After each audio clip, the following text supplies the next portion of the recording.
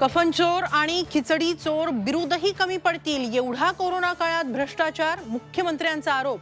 Penguin प्रकरणापासून tender घोटाळ्याला सुरुवात, शिंदेंचा नाव न घेता ठाकरे पिता पुत्रांवर आरोप।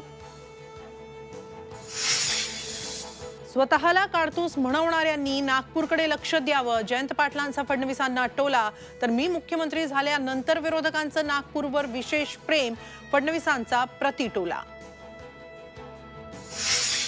जातीय जनगणनेला विरोध करून आरएसएसनं महाराष्ट्रातलं आरक्षण संपवण्याचा घाट घातलाय, नाना पटोलेंचा आरोप। तर जनमताचा विचार करून निर्णय घेणार, रेशीम बागेत अभिवादनानंतर मुख्यमंत्र्यांची सावध प्रतिक्रिया।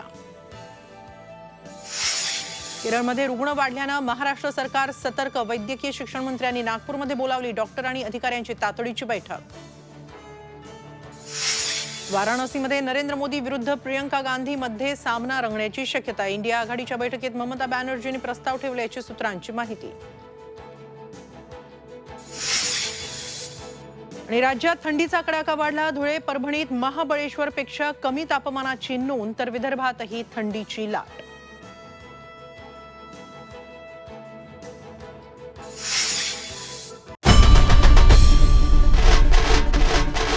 आई भवानीचा गजर म्हणजे झी 24 तास।